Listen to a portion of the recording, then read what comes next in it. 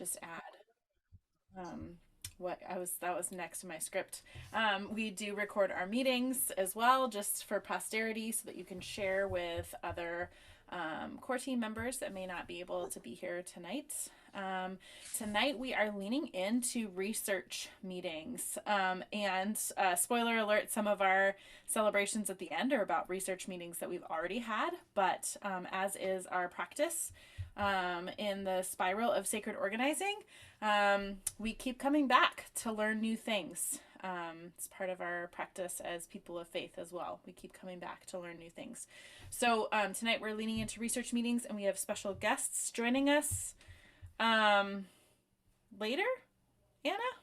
Yes, they Okay. are coming at 6:15. Okay. It is Ray and Eric and Jacqueline from Hacienda CDC. Perfect. So our special guests tonight are, as Anna said, from Hacienda Community Development Corporation. So we'll be fish bowling as best we can in a Zoom room, fish bowling a research meeting and digging into what makes a good research meeting. The place that sits in our organizing spiral is right between sacred encounter and sacred unveiling, right? So it's still part of our listening and learning process, but sometimes we come back because we realize we've unveiled things about the power structure in our neighborhood that we want to get a better understanding of. So research meetings kind of bridge the gap a little bit. So without further ado, we will begin.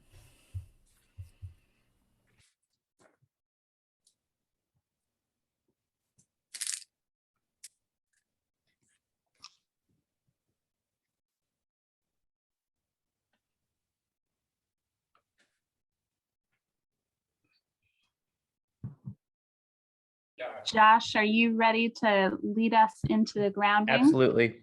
Absolutely.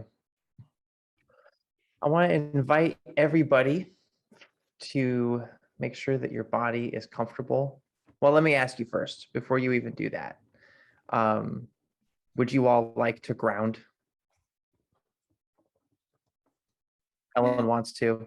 Story wants to. Okay, Andy's cool. Cool. All right, Steve, thank you. Awesome. I just want to make sure. Consent is never a bad thing. Amen. Amen. Okay. So, if that's the case, I'd like to invite you to please allow your body to get comfortable and feel your feet on the floor. These are things that many of us know how to do. I've been doing them for a long time. Take a couple of breaths. Maybe at first you feel your breaths in the top of your lungs, like when you're taking a breath to say something. I want to invite you to, like a lead weight, just kind of allow your breath to sink down into your body. Each time you breathe in, it goes a little bit deeper. Maybe you can get it all the way down into your belly button.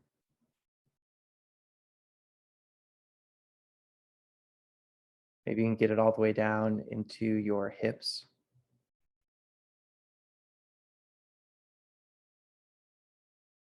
I want you to feel your feet on the floor. Just draw your awareness to them. Bottoms of your feet touching the floor. Maybe the bottoms of your feet touching your socks, touching your shoes, touching the floor.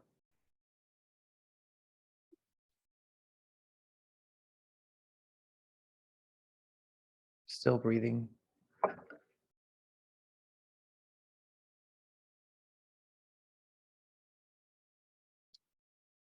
And allow it to come to your mind a time that you were excited to learn something. Maybe it was a subject in school. Maybe it was about how to lose weight. Maybe it was about how to make more money. maybe it was about how to have more fun, but try to remember a time that you were excited to learn something. You were actively pursuing that knowledge.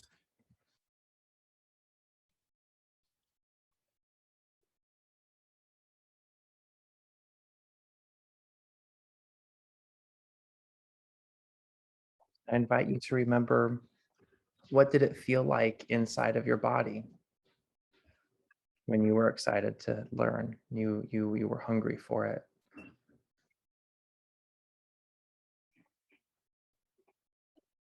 I want you to take your hands, and I want you to touch the place in your body that feels excited when you want to learn. It could be your heart, it could be your stomach, it could be your knees, it could be anything.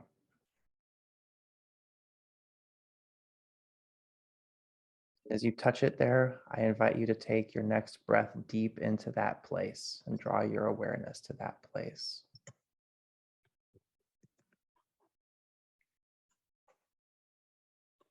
That is a part of your body that is able to sense the Holy Spirit.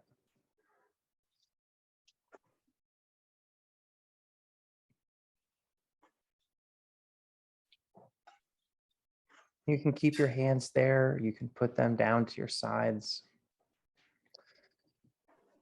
Continue to breathe. Bring your awareness back to your present room. Things happening around you. This fun, live, interactive television show that you watch once a month.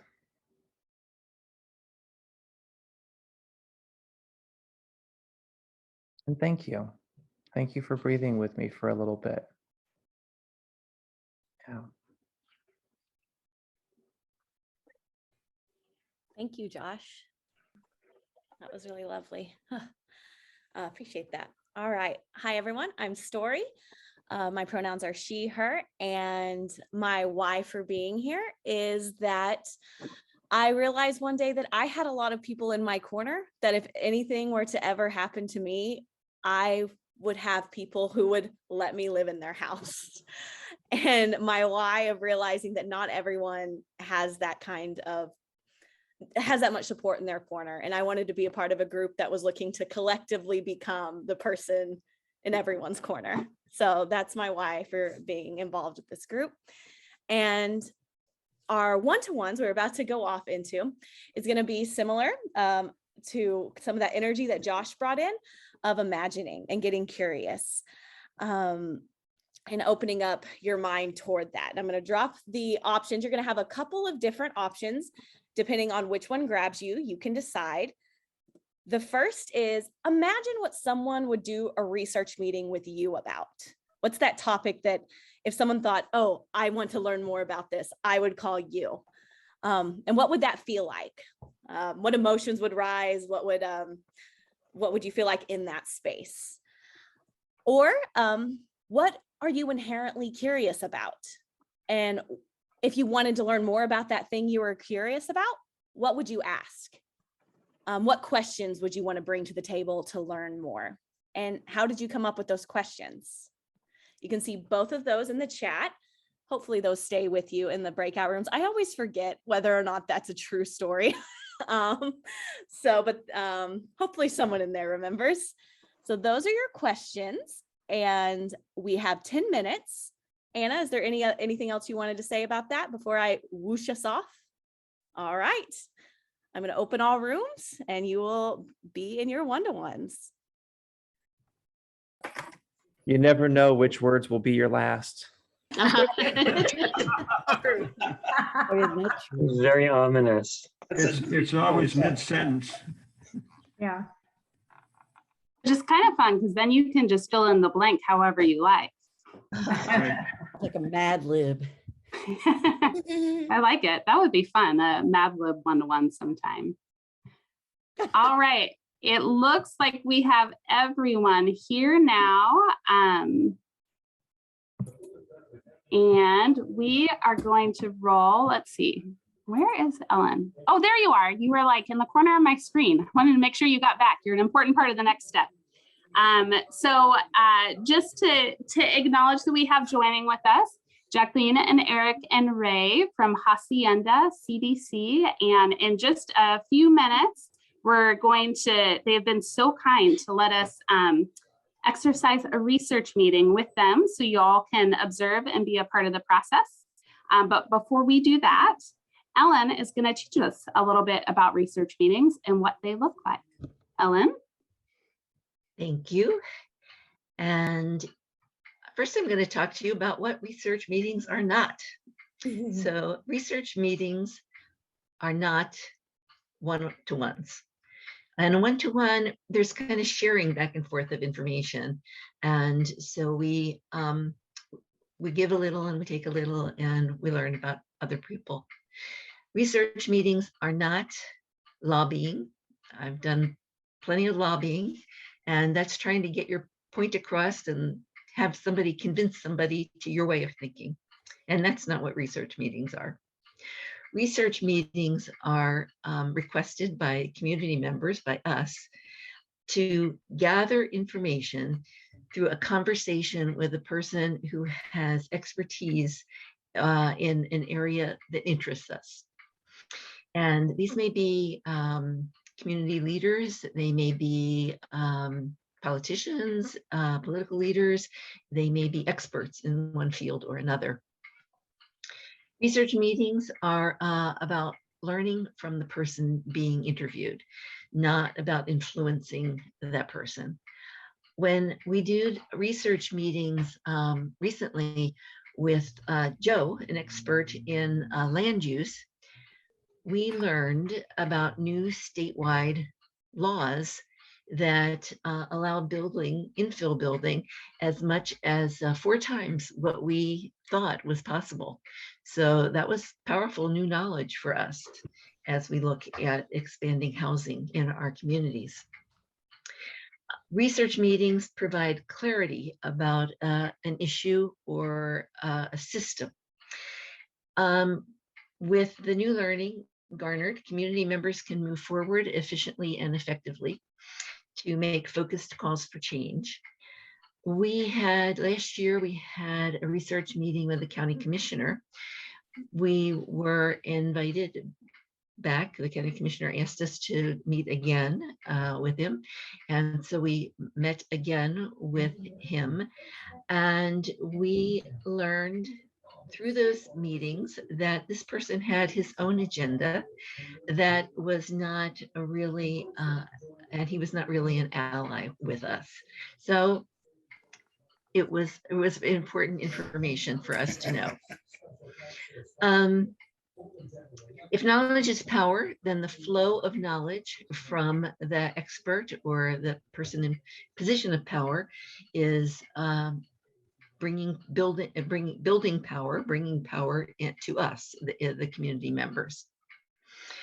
Research meetings build positive relationships with people in the know and the community, and so that we can build power together. We have had in research meetings with other county commissioners that have ended up in good alignment with people. And then we ask the question, what can our group do to help you connect to reach our mutual goals? So how do we do a research meeting?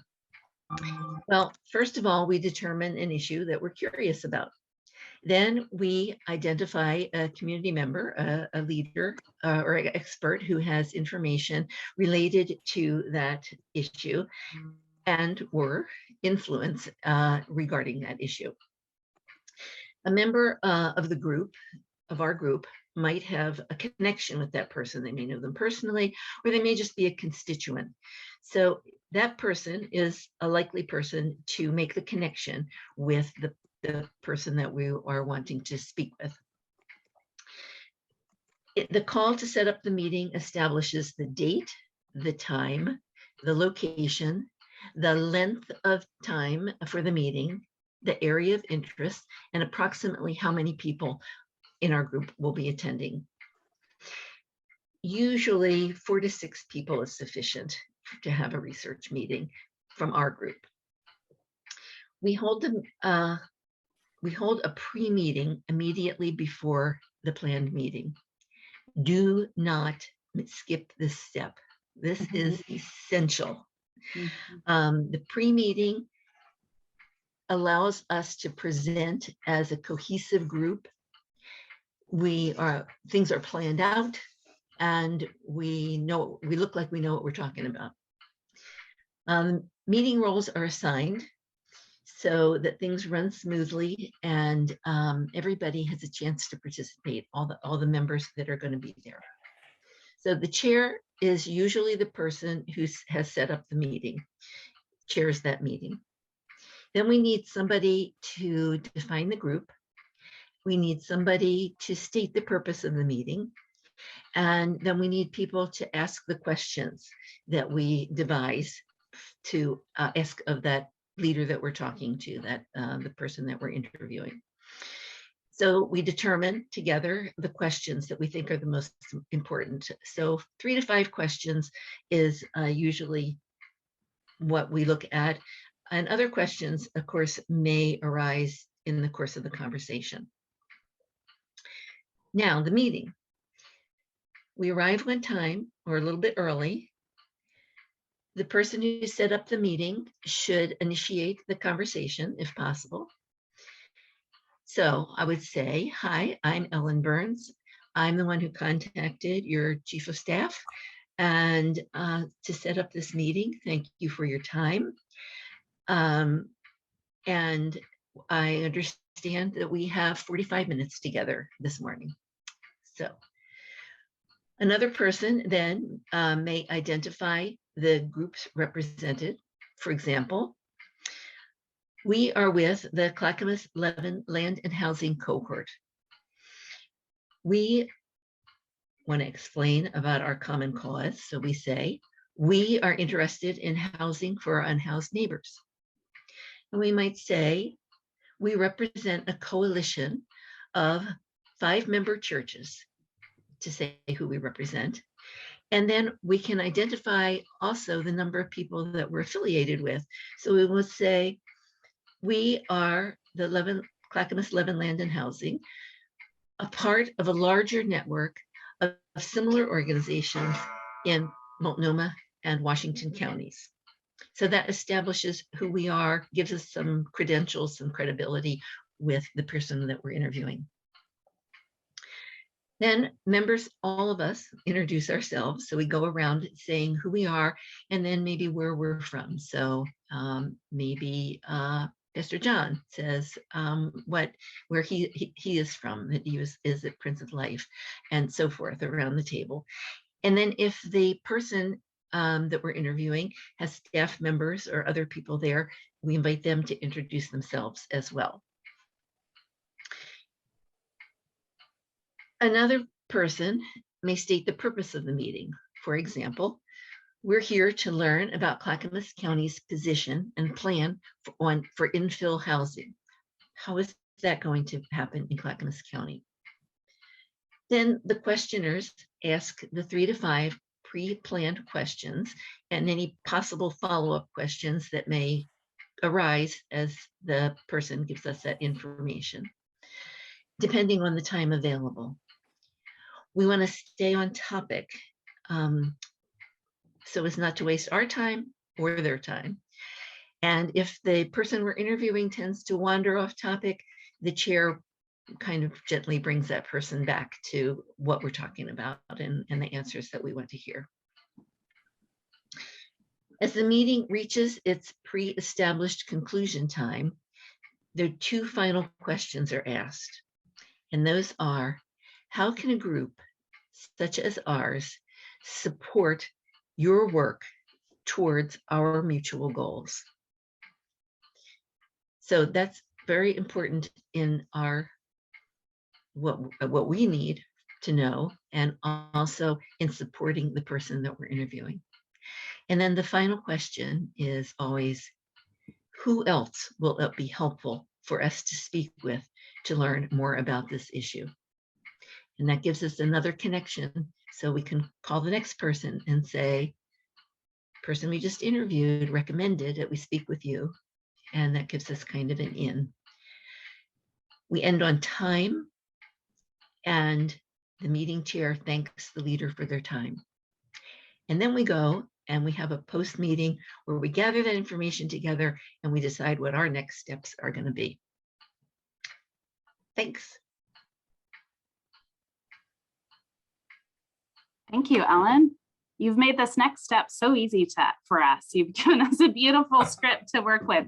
So you all get to observe our design team doing a research meeting with Hacienda CDC. And you get to see how well we tick Ellen's boxes. And notice where you see that happening. So during this research meeting, we as the design team are going to be asking a few questions. Story, can you, while I talk about this, start pinning the design team that's going to be doing the research meeting and our friends from Hacienda, so it does its pinning thing. So during this time, as we ask some questions about Hacienda's work, we invite you to engage your own curiosity. So as you're listening to what Hacienda does, notice what questions come up for you, what you get curious about, and write them down. At the end, we'll have a chance to just kind of pop whatever questions came up for you in the chat. And we may even have a little of time for Q&A to ask a couple of those. But even without that, this is sort of just a process to exercise that curiosity muscle as you listen. All right, we are going to start our research meeting now. So let's just pretend we all gathered into a Zoom room together, or even a real life room. I don't know, maybe one day that could be a thing again. And I am going to introduce myself to Jacqueline and Eric and Ray. Hello, my name is Anna. We've met before because I set this meeting up with you, and I'll be chairing this meeting. We will plan on meeting together for, what are we at now? 25 to 30 minutes. Does that sound okay to you? We get thumbs up. And Sarah, could you tell our friends from Hacienda a little bit about what who Clackamas Land and Housing is? Yeah, so my name is Sarah Gross Samuelson. I use she, her pronouns, and I am one of the design team members here with the Clackamas Land and Housing Cohort. I'm so excited to meet with you.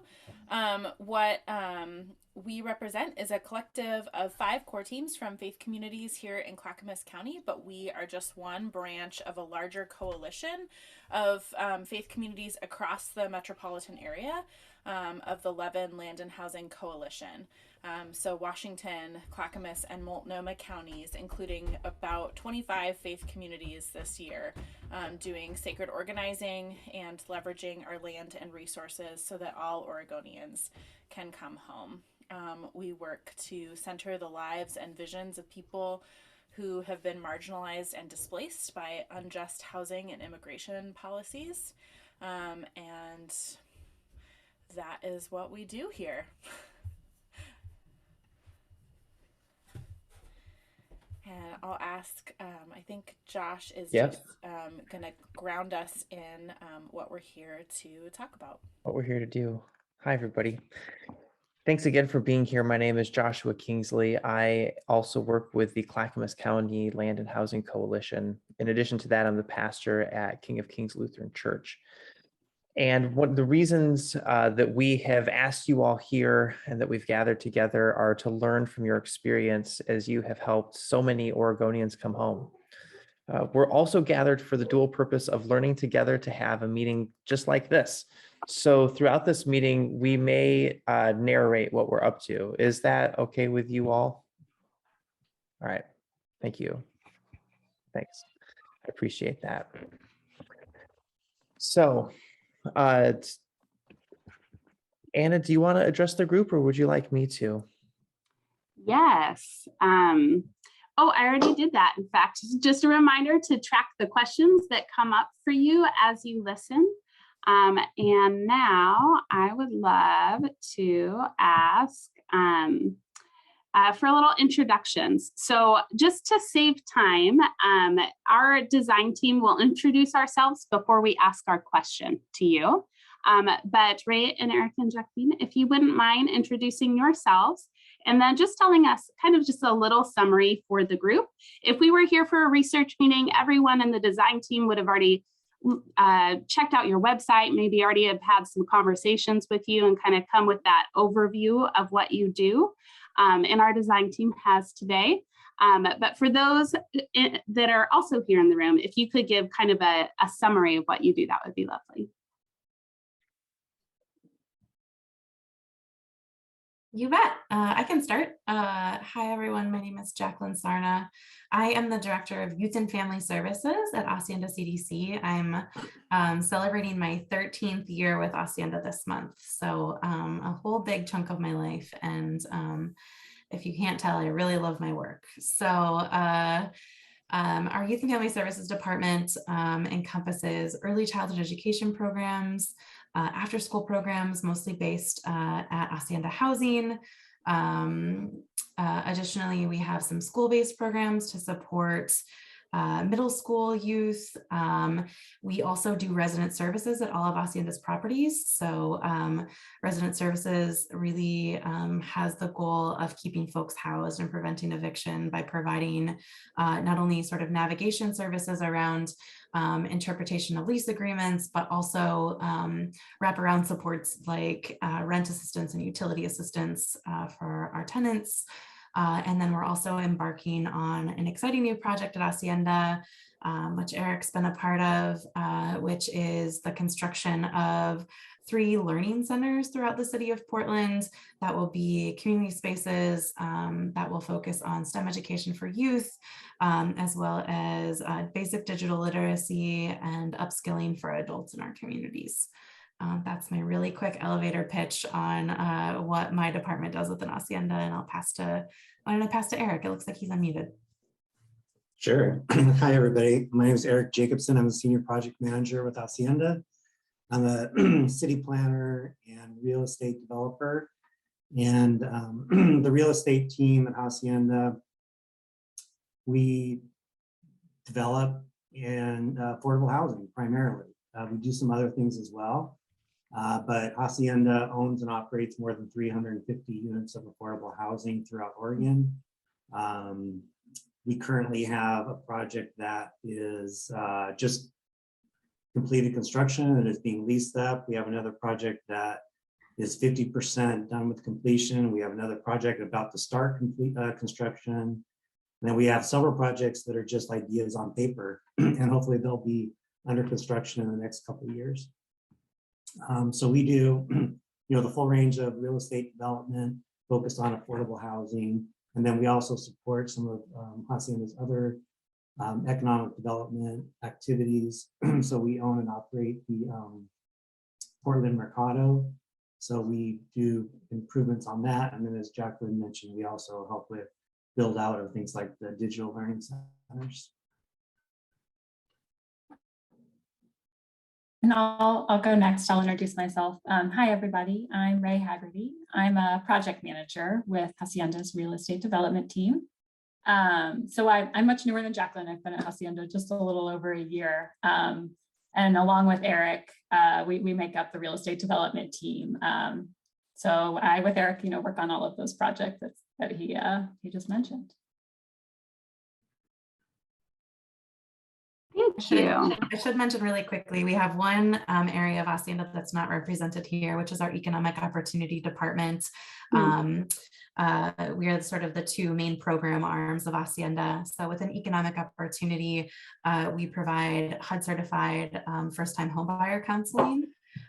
We also offer for the last, since 2009, have had a contract with the state of Oregon to do foreclosure mediation work to keep people housed and support with their back mortgage payments.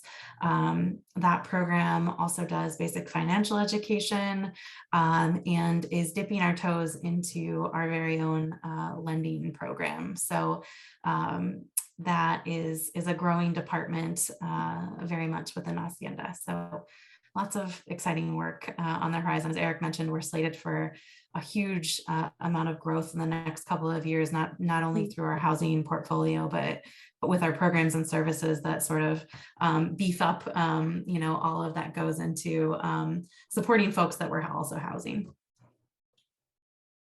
Thank you for that awesome overview of the work you're doing in our community. Josh, do you want to ask your question next? Yeah, absolutely. So we were curious if you could tell us about a project that you think represents your values and the heart of why you do your work, and just like what came together to make this project happen.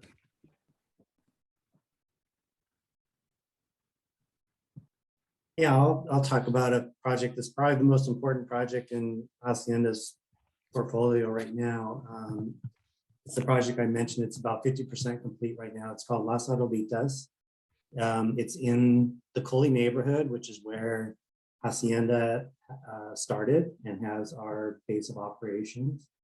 And it's important, I think, primarily because it is such a grassroots effort. It started when a community came together and saw some negative activity and decided to do something about it. And that started with acquiring the property, not even knowing what they were going to do with it. And through that whole grassroots effort, people became knowledgeable, they participated, they offered their expertise, they reached out to funding partners. And it's a $58 million, 142 unit apartment complex focused on households between 0 and 30% for some of the apartments and below 60% the average median income. Studios to 3-bedroom apartments. So we do provide a lot of housing for families. And, Coley is the most diverse neighborhood in Portland. And it's also been an area that's been underinvested in historically. And so I feel like it's important because first it's our home base. It's really represents a turning point for the neighborhood and for Coley to really have a large, new, modern, affordable housing building in the neighborhood. And most importantly, it's grassroots and it's focused on communities of color. And that's from the very beginning, from the outreach that was done in terms of how it's designed to how we communicate with and attract tenants to the property, which is, we're just starting that process right now in terms of identifying the tenants that might move into it this fall.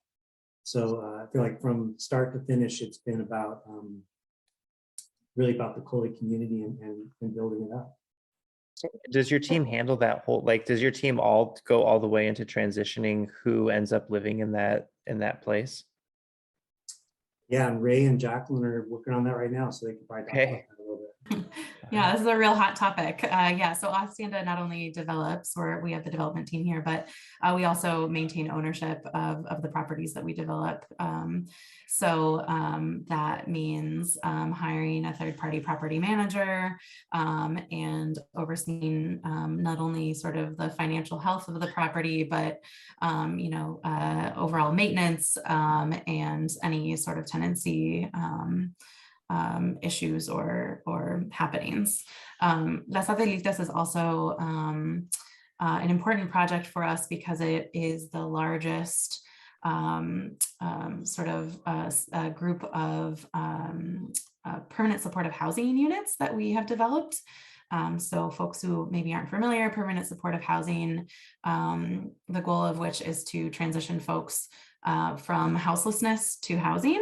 Permanent supportive housing comes with all sorts of exciting sort of strings of support. And I think Ray and Eric can talk more about the financial element of that. There are usually vouchers assigned to permanent supportive housing. And we're also working with 2 organizations to provide a greater level of service to folks who may come with behavioral health challenges. So we're working with Cascadia Behavioral Health and also Familias en Acción to not only be referral partners that will work within Multnomah County's coordinated access system, but we'll also be providing case management support to ensure that our tenants in those permanent supportive units will have all the tools they need to stay stably housed.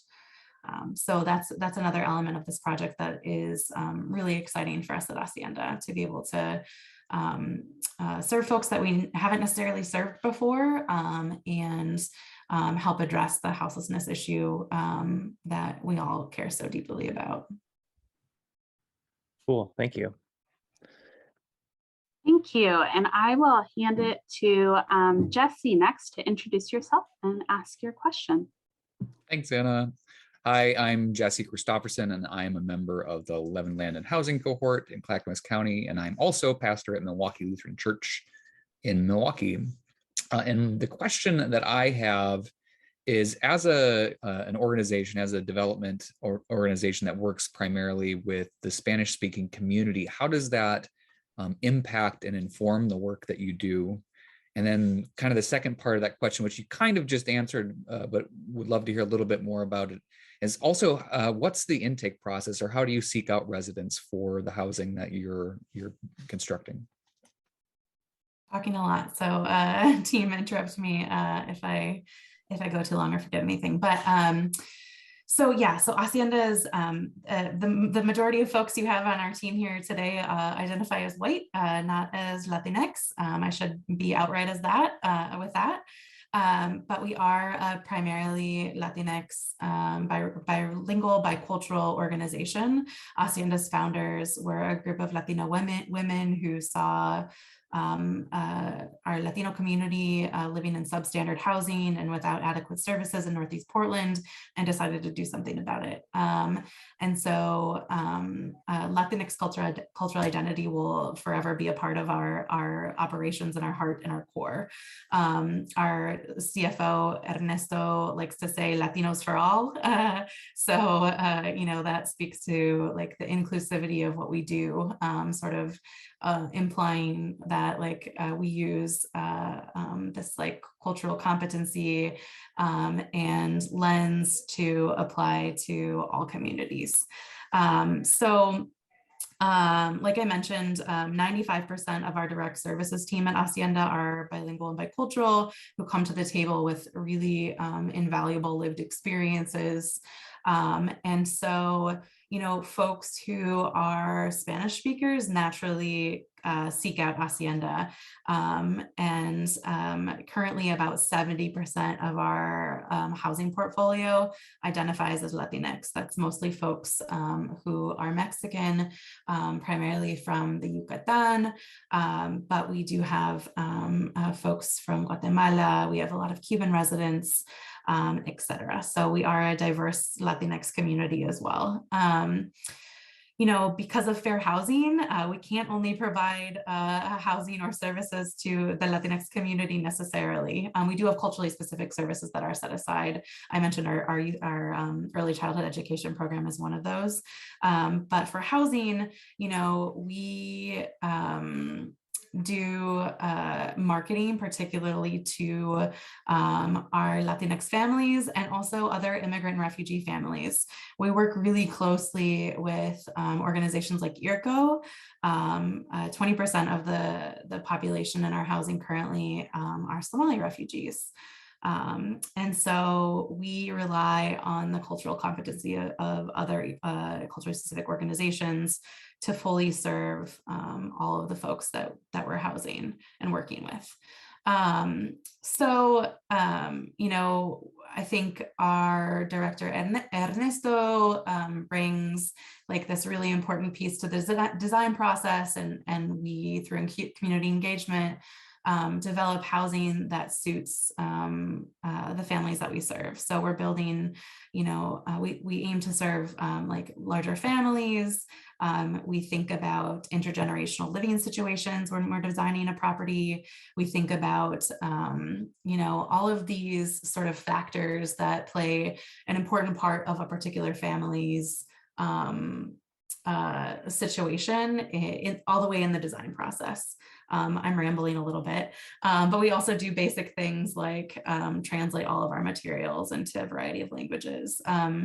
When we built our development in Rockwood, that's our newest affordable housing development, I think we translated leasing materials into 10 different languages that were most predominant in East County. So we take all of those things to heart throughout the whole process. I'm rambling. Ray and Eric, I don't know if you have anything to add, and then Jesse also, I don't know if I answered your question. So yeah, I'll add a little bit, touching on sort of that third piece about our process for seeking out residents for our developments. As Jacqueline and Eric mentioned, it's really top of the mind for us since we're just getting that process started with Salitas.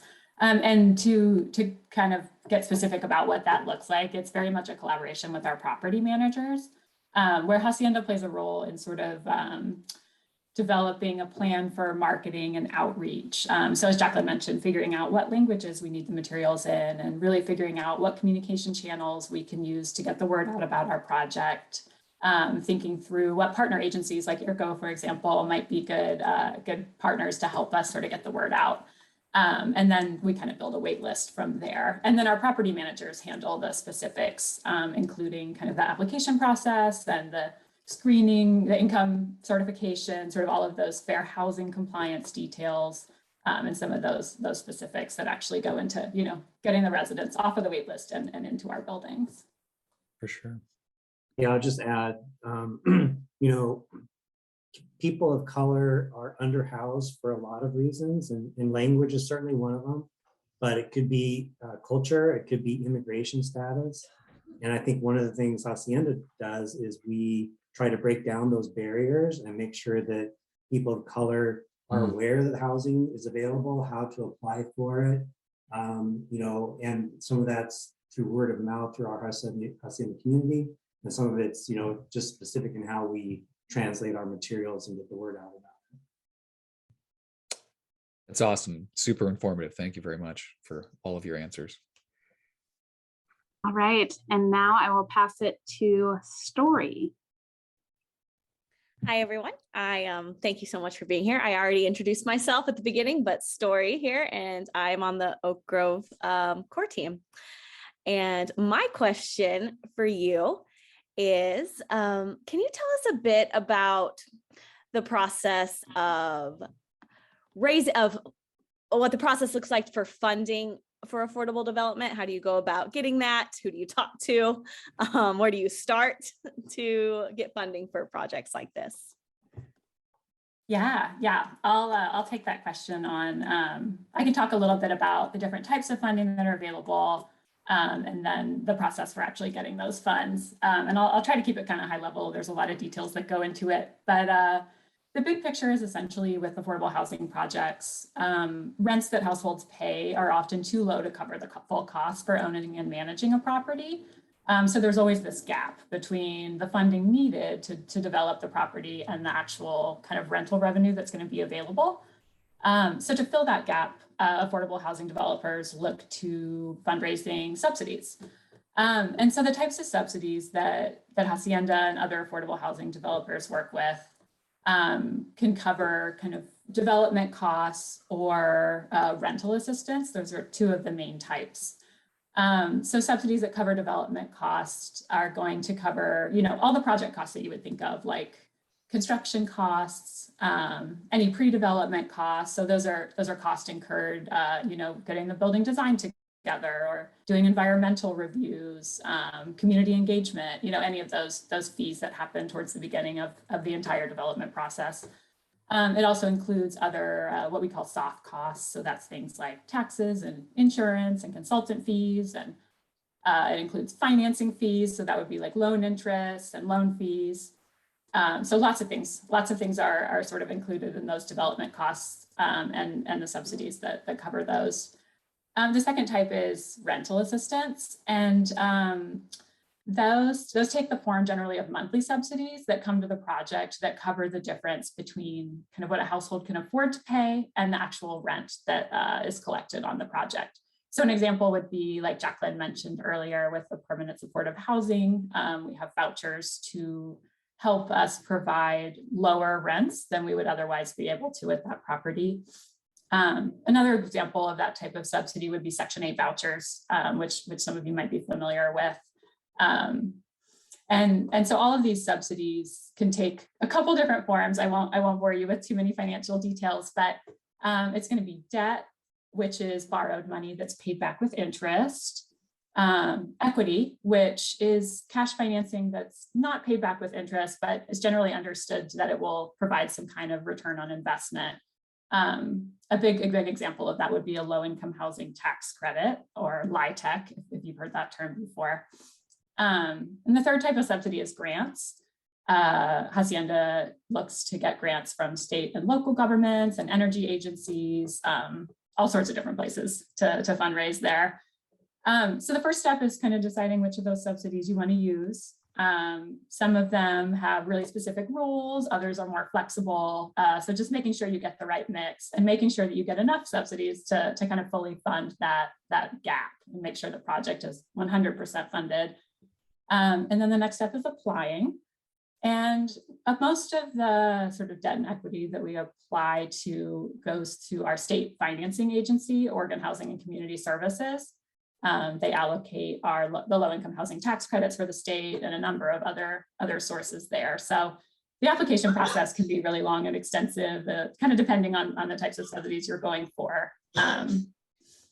But so once you apply and then hear that you've been funded, then the final step is to sort of close on the funding. And that involves drafting lots of legal agreements and loan agreements and regulatory agreements and having the entire project team sort of sign off and agree to it.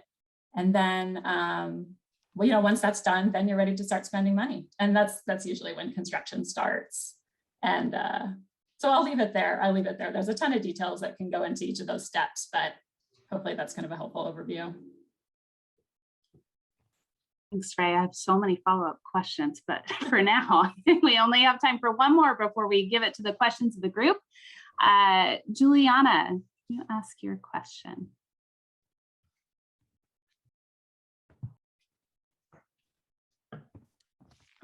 Thank you. Hi, my name is Juliana, and I'm a fellow with Clackamas Land and Housing Cohort. My question is, what are some common barriers in a process like this? So can you describe like a barrier that you ran into and how you and your partners navigated it?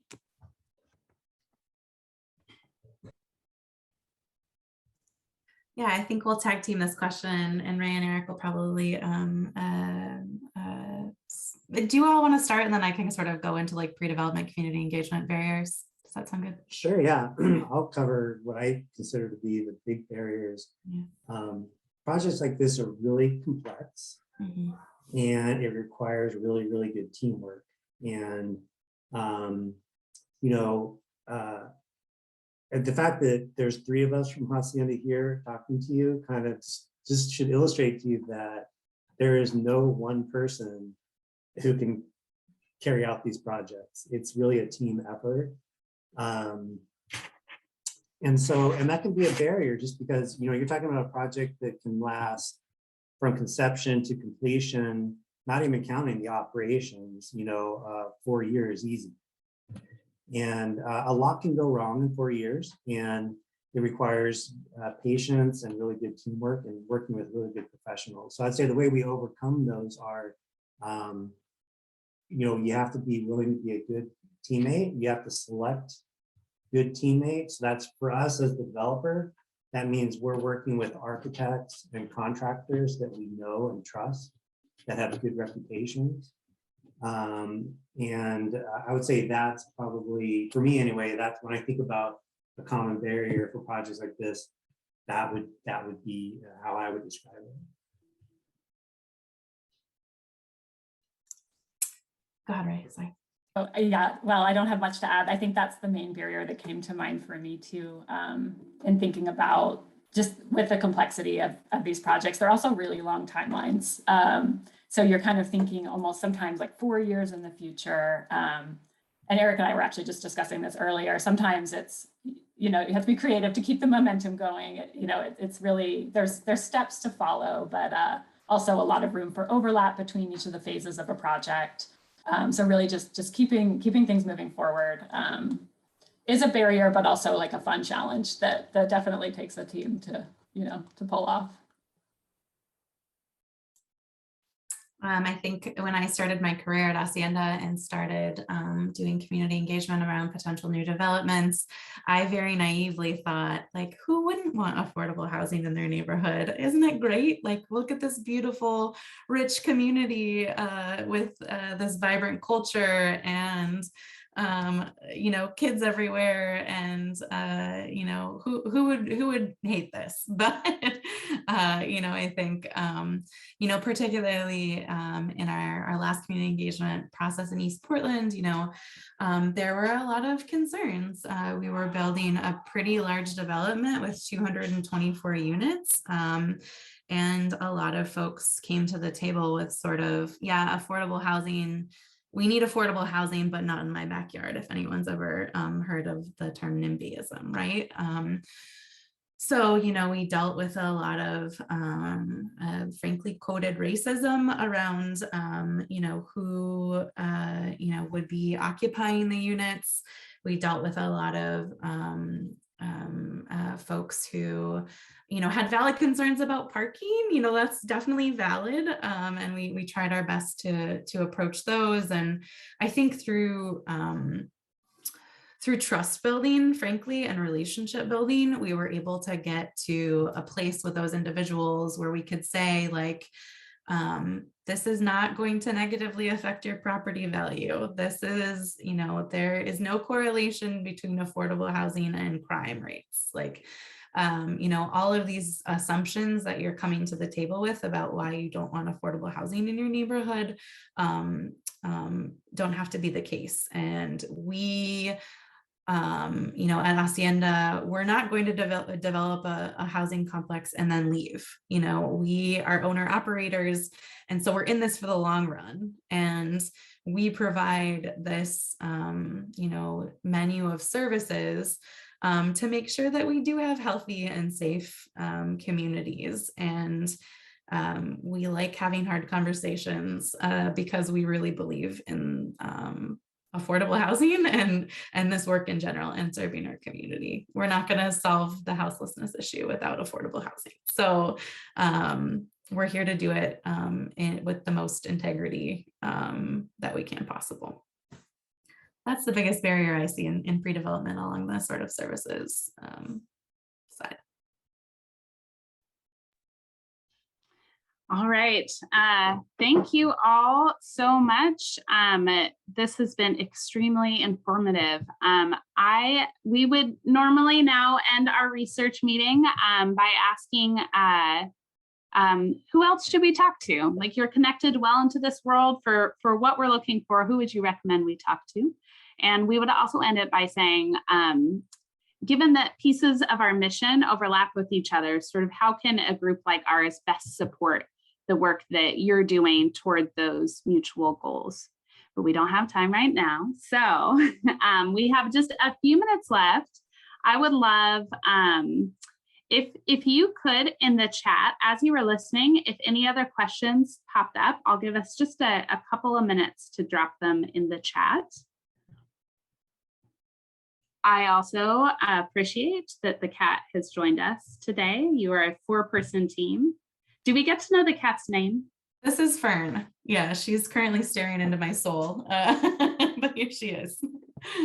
My daughter has a cat named Fern. Oh, I didn't know that, Eric. I love that. I'll show you a picture next time I see Oh, I love that. Yeah, I try to lock her out, but then she just meows and scratches at the door. And so here she is for all to see.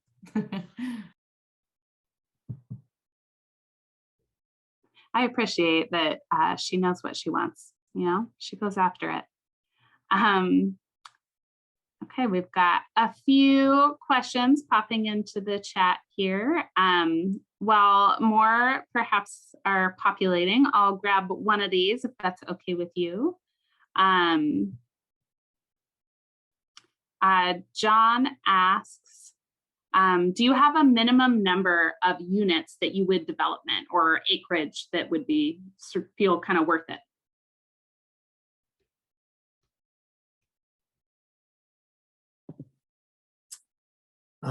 Yes, and it's probably more the number of units than the acreage, and it's driven in part by investor interest.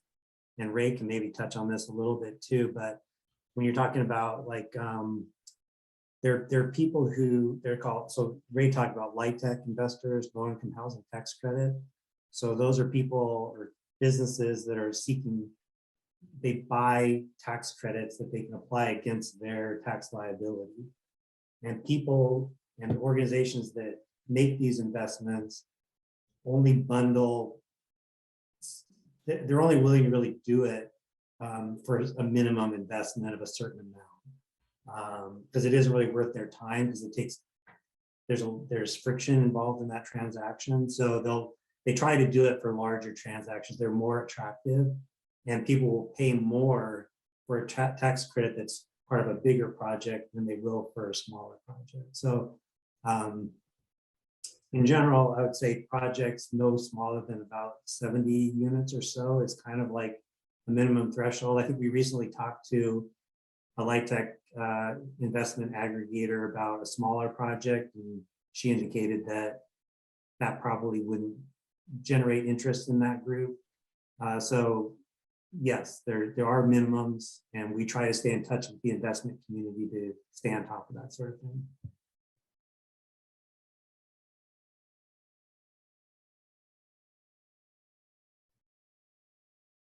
You're muted, Anna. That's true. There are so many good questions here that I am having a lot of difficulty deciding, because these are also great, and I wish we had so much more time with you. Let's see, Paul Potter, can you ask your question for us? Well, given the complexity of what you, and the need that's out there, I was just wondering, how many CDCs do you think that the Portland metro area would need to absolutely solve the crisis, the housing crisis that we have right now? Does it seem, team, more like not necessarily CDCs, but funds? Is that accurate? Yeah. Yeah, it's particularly the funds for the homeless. So I think Ray talked about, these vouchers that sort of make up the gap between, let's say to build and operate an apartment, let's just say you need to get $1,200 a month in rent to, actually operate, build it and operate it. But if somebody who's houseless can only afford $300 a month, it's that gap between $300 a month and $1,200 a month that needs to be filled. And those funds are really, really short supply right now. So. Yeah, I think that's totally right. And it unfortunately sort of makes affordable housing developers have to compete with each other to secure those funds for their project, which is not anything that any of us really want to do. We all have the same mission, which is to help address this housing crisis. So more funds and of different varieties too, not just one subsidy, but sort of a nice healthy balance of subsidies is really would be hopeful. So just a quick follow-up. So are you saying then that the lack of the gap funding is limiting your growth?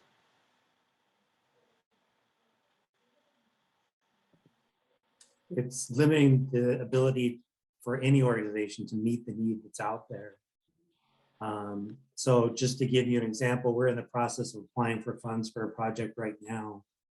And they have what's called a pre-application deadline was a couple weeks ago. So we submitted our pre-application, and so did everybody else. And the amount of funds that's being requested is about 10 times the amount available. So so we've got our project in the pool, and there's 20 other groups just like us who have their project in the pool, and only 10% of those projects are going to actually get funded. So the need is out there. It's just right now, yeah, it's probably the shortage of the funding. Well, thank you so much. I think we need to stop it here because we're supposed to model keeping to our agreed upon time frame for our research meeting. Thank you so much for joining us and giving us the generosity of both your time and your rich experience and wisdom in this work. And I can tell by the faces here, as I've seen you talk, that I'm speaking for all of us when I say thank you for the work that you're doing in our community. It brings me hope and joy to hear about what you are up to, and also excitement to continue to explore partnerships with you. So you, of course, are welcome to stick around if you'd like, but you are also welcome to end with us here. Thank you all so much. It's been a pleasure.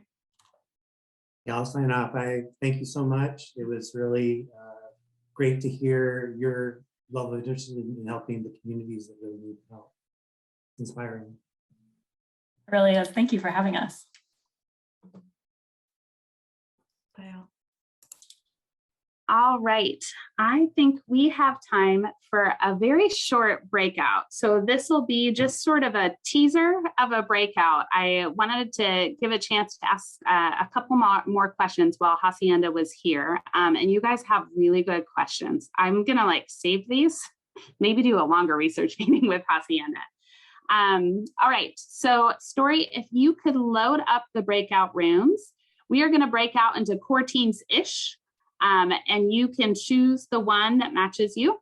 And in your core team, I would say if you could just talk about maybe what was new that you learned from Hacienda, or that you observed in that process of research meetings. And that is probably about all we'll have time for in our breakouts today, because I think we have about 5 minutes for this breakout, Story. 5 minutes, okay. Yeah. All right. It'll prompt you and you'll have to join your specific group. All right. And they should all be opening. If you don't see it, you can go down to the bottom and hover over breakouts, and it should be prompting you. Okay. Let's see. Can you assign me to a room, Story? You don't even show up on my list. It's like you don't exist. It's odd. Okay. But can you assign you can join, right? I can assign you to Oak Grove UMC. Yeah, I can join Oak Grove. Do you not have a join option if you go to the breakouts and hover to the right? Oh, yeah, I knew. Okay. Okay. Good. All right. Juliana, I'm going to put you with Story in Oak Grove. All right. I'm going over to Oak Grove. Join. All right, join. Yes, join. I was in. Okay, hey, not enough time to really Right. but that's okay, because we began the practice last month of keeping breakout rooms open after the meeting ends. So if you want to hop back into that same breakout room with your core team and just do a little more debriefing, some next steps, like, oh hey, before that next research meeting, let's schedule a pre-meeting because we learned about that tonight.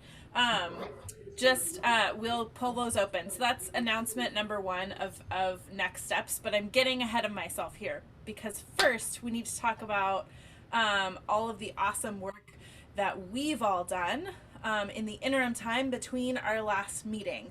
So last time I said get your jazz hands out. This time should we go back to jazz hands? Are people feeling jazz hands tonight? Or a fist pump? I'll give you option A, jazz hands, option B, fist pump. All right, so I'm going to list off some really cool things that we've heard have been happening in our cohort. The first is back to what Ellen shared in the teaching and didactic time. King of Kings had this research meeting with a local land use policy nerd who basically unlocked this like whole new level of possibility for their land and the things that they're discerning, which felt really life-giving. So that's awesome. Fist pump, hand drive. St. Paul had a really great research meeting yesterday with Metropolitan Family Services, and are learning new things about their edges in their neighborhood and ways, asking that question that we didn't get to ask of Hacienda, which is how can we work together? Where is our overlap? So that's awesome. I'm going to alternate back and forth between jazz hands and pumping my fist. Milwaukee Lutheran has 2 more research meetings on their docket that are super exciting. I put in my notes here, research meeting fest. And, oh, is she here tonight? She's not, but we'll talk about her behind her back. Jill Soley, I would just like to give her the Here, There, Everywhere award because she has been sending in notes about all of her one-to-ones. And also, anecdotally, every time I see the sign-up sheet for the overnight shelter at Father's Heart in Oregon City, Jill's name is on the midnight to 4 a.m. shift. So Jill Soley wins the Here, There, Everywhere award. And I hear rumors she's been driving out to Canby to Zora Lutheran to help out with their overnight shelter as well. So she's just getting out there into the neighborhood. Oak Grove UMC has discerned the focus for their season of Sacred Encounter. They're going to be doing some deep listening around New Urban High School and the students and families connected with New Urban. And they're planning their first research meeting. Was that in the notes from before? That feels like it had just appeared there. Woo! Yay for celebrations appearing. And then Prince of Life is in the process of discerning possible actions with their whole congregation. So the core team is working these notes did appear. They're working their buns off. Please insert better phrase. Shoot, didn't do that.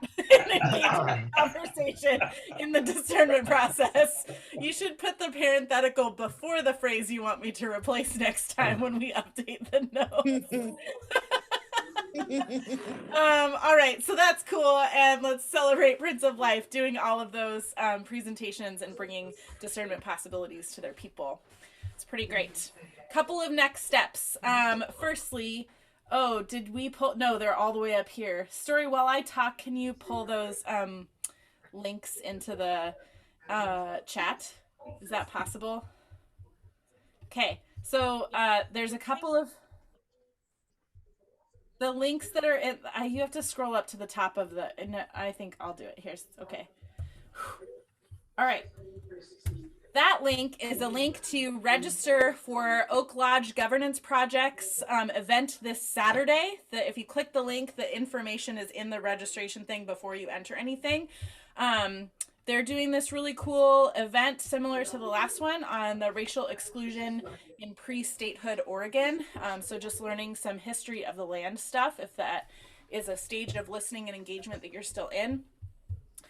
The second is that City of Milwaukee is running a city coding and zoning land use 101, like hour-long, just like FYI learning on March 31st at 6 p.m. So if you're starting to butt up against just like all of this, like what I phrase gobbledygook or Greek, and wondering how to navigate city coding and zoning, that's a great opportunity.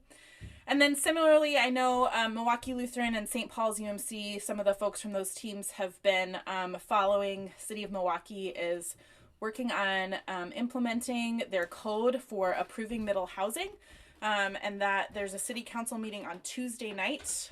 If you are interested in submitting, if you live in City of Milwaukee, or you are the pastor of a church in Milwaukee and are interested in submitting some just testimony in support of middle housing, you can email me directly. Can Story pop my email in the chat, and I can walk with you in submitting some commentary on supporting those middle housing zoning and coding processes.